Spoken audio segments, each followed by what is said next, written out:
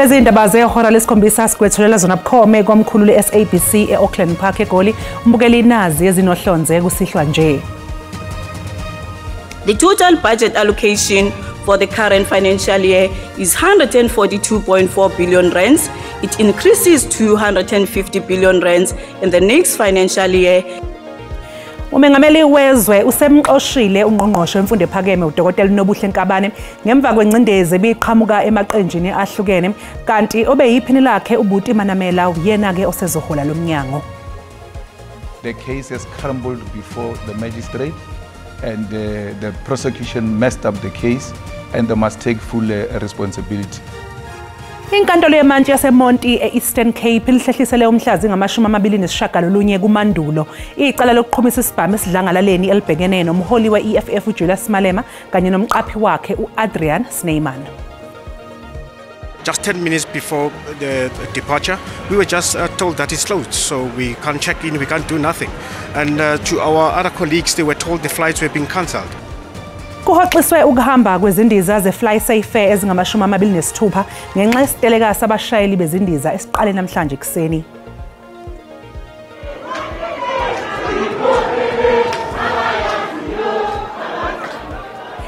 Emukelwe njengamaqhawe amabhokobhoko amancane esikhumulweni sezindiza i-OR Tambo ngemva kokunqoba indebe yomhlaba yebhola lombhoxo yaba neminyaka engaphansi kwama-20 kwelase-Italy.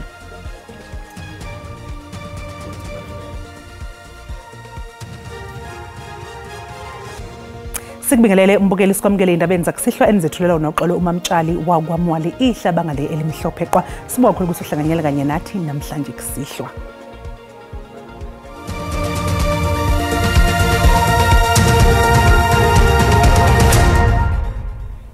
Umengameli wezwe uCyril Ramaphosa usekhiphe esikhundleni obengungqongqoshe wemfundo ephakeme uNobuhle Nkabane wabe eseqokobe yiphini lakhe uButi Manamela njengongqongqoshe omusha wemfundo ephakeme. Umengameli Ramaphosa ube eseqoka uDkt Nomusa Dube-Ncube njengephini likangqongqoshe omnyango wemfundo ephakeme. Phambilini uNomusa Dube-Ncube uke wengamela ikhundla eziphakeme kuhulumeni waKwaZulu-Natal njengongqongqoshe wezokubusa ngokubambisana waphinde futhi waba nguNdunankulu wesifundazwe. uNkabane osexoshiwe esikhundleni kamuva nje ube ngaphansi kwencindezi yamalungu ekomiti lomnyango wemfundo ephakeme abefuna ukuthi akhonjwe indlela kulandela izinsolo zokuthi akazange asingathe ngendlela efanele uhlelo lokuqoka kwamalungu ebhodi lamasitha eligcine ngokuhlakazwa. Izinsolo zecala lomholi we-EFF uJulius Malema lokuqhumisa isibhamu phakathi kwabantu embuthanweni weqembu owawusemdantsane ngo-2018 lihlehliselwe umhlazi ngama-29 kuMandulo lapho kuyokhishwa khona isinqumo. Uhlangothi lwabameli bombuso nethimba labamangalelwa okuwuMalema kanye nongumqaphi wakhe uAdrian Snyman babeke izethulo zokugcina namhlanje enkantolo yemantshi yaseMonti e-Eastern Cape. Sele kudlule iminyaka esixhenxe laqala elityala ngoku lifika ekugqibeleni. uMalema umile ngelithi liphenjelelwa lifuthe lezopolitiko. Ukholelwa ukuba uza kuphuma eChaya ngoba umbuso kangaliphatha ngendlela elityala. The case has crumbled before the magistrate and the prosecution messed up the case and they must take full responsibility. But it's always the case when you pursue politics instead of pursuing the law. Whether you like the person or not, you must look at what does the law say, not what are my political feelings or views about this particular individual. That's what makes it a political trial, which comes to an end today and will wait for the judgment. Kwelinye icala umbuso uthi uza kufunyana netyala lokaMalema. The evidence was viewed by two different prosecutors, as your worship is aware, Advocate Smith as well as myself, and we both came to the same conclusion insofar as the evidence is concerned, and we both have more than 50 years of experience. My job is not to get the conviction at all costs, but to assist the court to come to the correct decision. Ukanti, umbutho ye-AfriForum nowamangalela esesibini uthi lijonge ngamehlo abukhali usuku apho kuzowiswa khona isigwebo. Everyone who involves themselves with criminal and reckless activities such as he has in this video, apparently, should be held accountable, not just politicians. And AfriForum has been involved in many of those cases on ground level as well. Kulindeleke inhlaninge yabaxhasi bombutho we-EFF enkundleni ngomhla wokuwiswa kwesigwebo. Ngelixhasa lo kaMalema. Abongile Yangis kwiindaba ze-SABC eMonti. Iningizimu Afrika kade yakucacisa ukweseka kwayo ukuzimela kwe-Western Sahara. Ukuzwana kwalamazwe kwaqala kudala ngenkathi kusaliwa nobandlululo. Lolu daba lusematheni ngemva kokuthi owabe umengameli wezwe uJacob Zuma nosengumholi weqembu umkhonto wesizwe ebonakale ezithombeni einkundleni zokuxhumana evakashele iMorocco. I-Western Sahara indawo esenyakatho nezwekazi Afrika eseduze neMorocco neMauritania. iMorocco kanye neMauritania bake balwela le ndawo kanti leyo mpi yaphela ekupheleni kweminyaka yama-70s. Ngo-1979 inhlangano yamazwe omhlaba yamukela isixazululo sokuba iWestern Sahara iyimele. Kusenjalo lakuleli belokhu leseka ukuyimela kwe-Western Sahara. As part of our centenary celebrations, we hosted an international solidarity conference where far-reaching resolutions were taken, including support for Palestine, Western Sahara, and the Cubans who continue to face an economic blockade. Ipitoli sike yasingatha umengameli wase-Western Sahara amahlandla amaningi. Your visit to South Africa, Mr. President, is in many ways a reunion of comrades who share common views and common interests, and who together seek to struggle for freedom, self-determination, and territorial integrity. Lolu daba ligqame emva kokuba umholi MK Party uJacob Zuma evakashela iMorocco nalapha aveze ukuyeseka ekutheni ibuse iWestern Sahara. Amanye amaqembu ezombusazwe aphawulile ngalolu daba. We're questioning his position and that of his party in relation to Morocco. We are very clear. We are for the people of Western Sahara. Kuze kube manje udaba leWestern Sahara alikaxazululeki njengoba inhlaka eziningi zingakakwazi ukubhekana nalolu daba. Imeya yomkhandlu dolobha ekuruleni uNkosindiphile Xhakaza umemezele ukuthi kuzomiswa isikhashana ukwenyusa kwentengo yogesi. Lokho kulandela umbhikisho wezakhamuzi zaseThembisa namhlanje kuseni. Izakhamuzi zasethembisa besibhikisha namhlanje ngenxa yokunyuka kwentengo yogesi. Imeya yasekuruleni uDokotela Nkosindiphile Xhakaza ubesebamba umhlangano ophuthumayo nezakhamuzi kule ndawo lapho ephinde wachaza ukuthi bona njengomasipala abangena indawo kwezogesi njengoba kungu-Eskom ophakela ngogesi. It is not our problem, mara sinezwele, because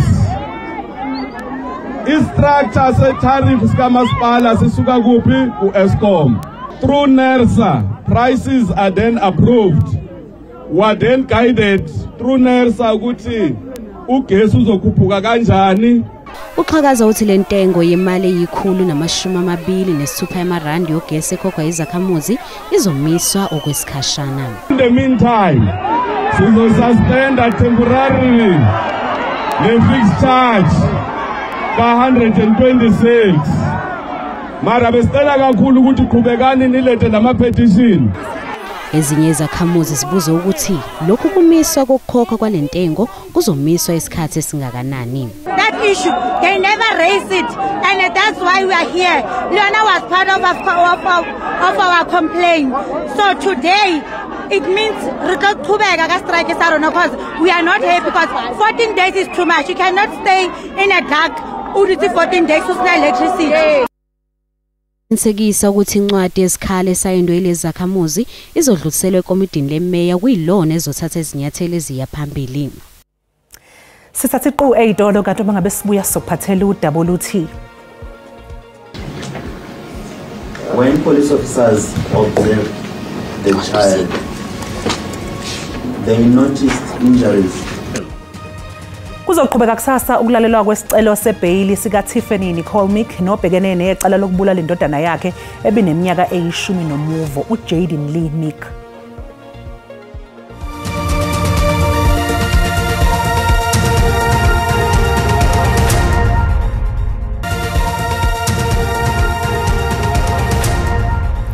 Siphinde sikubingelele mbukeli sikwamukela mangabe usanda kungena odabeni oluphambili sibike ukuthi umengameli wezwe usemxoshile ungqongqoshe wemfundo ephakeme uDokotela uNobuhle Nkabane ngemva kwencindezi ebiqhamuke emaqenjini ahlukene kanti ke obe yiphini lakhe uButi Manamela uyena osezohola lomnyango. Mbukela sikukhumbuza ukuthi lezi indaba ziyatholakala ku YouTube na ku SABC Plus ungena kuziyicenga amagama athi SABC izindaba kanjani uzoyithola ngomnjalo bazo. Kuhoxiswe ukuhamba kwezindiza ze-FlySafair ngama-26 ngenxa yesiteleka sabashayeli bezindiza esiqale namhlanje ekseni. Abashayeli bezindiza abahambisani no-5.7% ukunyusa kwamaholo obekwa umqashi etafuleni njengoba bona befuna ukunyuselwa amaholo ngo-10.5%. Amakhulu abagibeli yasale dengwane esikhumulweni sezindiza i-OR Tambo namhlanje ekseni. Lokhu kuza njengoba abashayeli bezindiza ze-FlySafair bengenele isiteleka befuna ukunyuselwa amaholo ngo-10.5%. The intentions of our one-day strike was initially not to disrupt or to limit disruptions and get SAFE back to the negotiation table. Their response was a 7-day lockout. So even if our members want to return to work today, they can't because they are locked out. They are locked out for 7 days, and that lockout is on condition that they must accept the current offer on the table of 5.7%. If they don't accept it within this 7 days, the lockout will be extended for another 7 days. The reality is that's a 10% increase on basic pay. Pilots' remuneration is quite complex. It's nuanced. There are flight pay things, there are allowances that are considered, there are bonuses, and actually when one looks at the full cost to company increase that they are demanding, it's 20.1%. Now these are individuals who are well paid, they are competitively paid compared to other airlines. Isiteleka sishaye kwezwela kubagibeli. Just 10 minutes before the departure, we were just told that it's closed, so we can't check in, we can't do nothing. And to our other colleagues, they were told the flights were being cancelled. And when we questioned it, we were told that the communication was sent out before, but we never received it. It's scary because my brother's got school, I've got to go to work, there's a lot of different stuff going on, we have to carry on with our lives. So with that being cancelled, it ruins, it causes disturbance into our lives. Le nkampani yezindiza ithi savulelekile ukuba nezingxoxo nabashayeli abangeneme. Ummeli wamsolwa kanye nomshushisi ecaleni lokubulawa kwengane yomfana ebineminyaka eyishumi nomuva obudala uJaden Lee bakhonjiswe izithombe zendawo yesigameko kanye nezithombe zendawo ehlala unina walomfana uTiffany Nicole Meek. Umphenyi wecala ongathandanga ukuba igama lakhe lidalulwe ulandise inkantolo ngaba kufica esibhedlela uma bebuka isidumbu sengane emva kokuba ingane iqinisekiswe ukuthi isidlulile emhlabeni. Uthi abakubona ukuthi ingane yayishayiwe futhi inamanxeba ezindaweni ezahlukene. When police officers observed the child, they noticed injuries to the forehead of the child. Then a case of murder, given the injuries that were seen, was opened. Umphenyi uphinde wachaza ngezithombe ezathathwa ngesikhathi kuhlolwa indlu yomsolwa nokuyilapho bathola khona isikhwama sezincwadi kanye negazi emcamelweni. When the photographer took the pictures, a school bag containing books of the child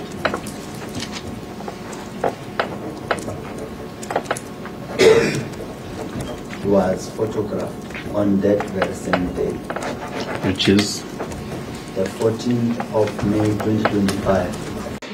Icala lizoqhubeka kusasa kanti umbuso uyasiphikisa isicelo sebheyili. I-IFP isiphakamise ukuthi kufanele kubhekisiswe isamba semali ezobekwe eceleni ukuze kusingathwe ingxoxo mayelana nesimo sezwe. Leli qembu lithi uhulumeni angeke ukwazi ukuchitha imali ebalelwa egidini ngamakhulu ayisi-7 zamarandi kulolu hlelo yize lumqoka. I-IFP ithi isigcawu sokudinga idakabanzi ngezinkinga esikhungethe izwe esihlelwe uhulumeni simqoka kakhulu. Leli qembu lithi izinkinga zobubha udaba lomhlaba kanye nokungalingani kwabantu kudinga imbono yabantu abahlukene. Kepha i-IFP ithi lezi ingxoxo akufanele zimbeqolo. As the IFP, we are opposed in the excessive Coast in relation to the national dialogue. We believe there must be a comprehensive review. I-AFP ithi alukho uqhekeko kuhulumeni wobumbano oholwa ileli qembu KwaZulu Natal. Lokhu kuza ngemuva kwesitatimende esikhishwe yi-ANC esifundazweni lapho ibigxeka khona owengamele ezokubuswa komasipala uMnumzane uThula Sizwe Buthelezi. So unanimously we agreed that there was a need to have Section 139 intervention in Umkhanyakude. I-AFP iphinde yagxeka i-ANC ngokumemezela ukuthi seyikwazile ukuxazulula inkinga yesikhungo sezemali iThala. I-AFP ithi kungamampunge ukuthi i-ANC isikwazile ukuxazulula lezi inkinga ezikhungethe iThala ngoba ke lolu daba lusasesithibeni zenkantolo. NginguSimphiwe Emakhanya wezindaba ze-SABC iseThekwini.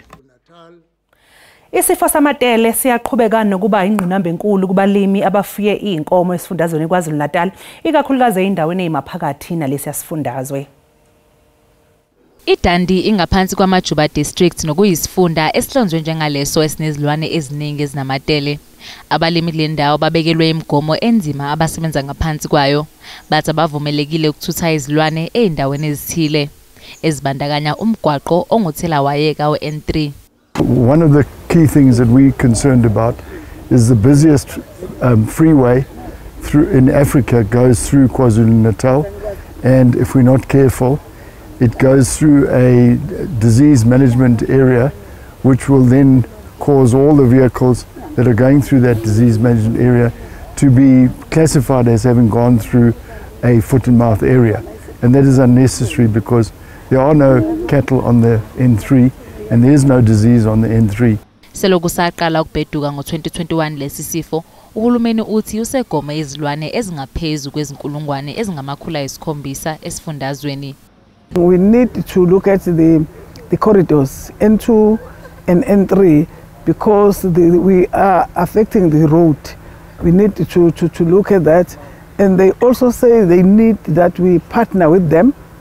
They are willing even to pay for the medication if needs be, so that we cap the disease.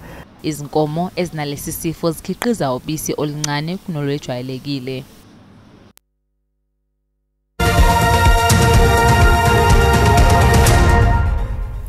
Emukelwe njengamaqhawe amabhokobhoko amancane esikhumulweni sezindiza iOR Tambo ngemva kokunqoba indebe yomhlaba yebhola lombhoxo yaba neminyaka engaphansi kwama-20 kwelasentaliyane. Amabhokobhoko amancane emukelwe njengamaqhawe emva kokunqoba indebe yomhlaba emqhudelwaneni obubanjelwe eItaly. Ukapteni Riley Norton ulandele izinyathelo zikaSiya Kolisi ebuya nendebe yomhlaba kuleli. We take a lot of inspiration from the Springboks.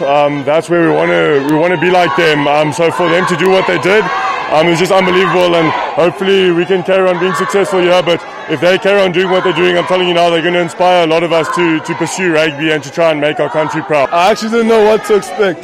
The victory itself still hasn't sunk in yet, so yeah, it's just special. I mean, this country is so welcoming, so loving, and it's so special just to be a part of this. Umqeqeshi waleli qembu uthi izikole ezidlala lo mdlalo yizona esithize leli qembu uba liphumelele.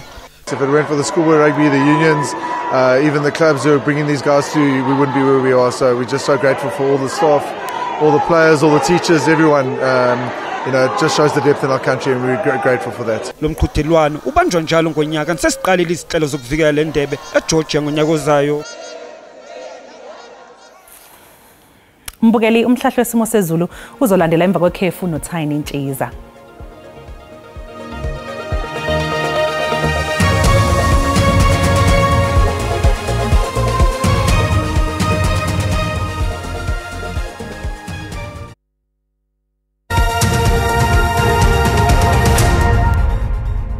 Nginibingile babukele emakhaya ngiphinde nginamukele ke isimo sezulu sanamhlanje kusihlwa ake sibhekithimi kanjani ke izulu thana uthi lingabili lihle njengoba zikhona ke leza imvula ke ezinamandla ethanda baziqiniseke nje ikakhulukazi ngempela khona ke eKapa lodumo kuyana kanjalo eMpumalanga Kapa kanti ke futhi nakusasa ngaphinde futhi ilindeleke nje leza imvula ke ethanda baziqiniseke nje ikakhulukazi ngempela khona ke kwisifundazwe iEastern Cape kuyana kanjalo koBloemfontein kanti thana ukuthi nje liboze ngamafu ke izulu masibheke nje khona ke laphana ke entshonalanga Kapa msanayo ke leya nkungu ekhasa phansi.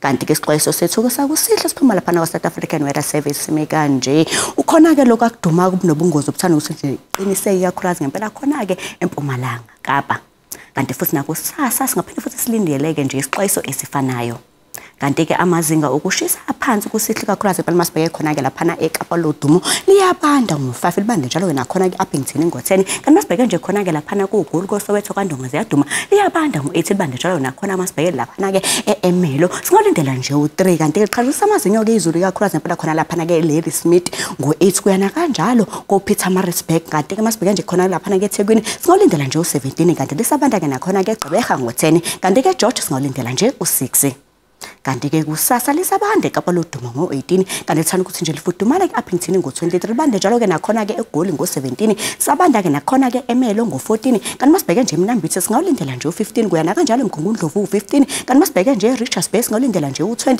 kanti ke eThekwini eClermont kwaMashu eMlazi singawulindela nje u21 masibheke nje khona ke lapha eEast London singawulindela nje u16 kanti ke Gqeberha u17 lisabanda ke nakhona ke eGeorge ngo19 kisibeka lapho ke isimo sezulu sanamhlanje kusihlwa mina ke nginto ngamadlamini olangelihle ngoba libalele nithi konke kufeziwe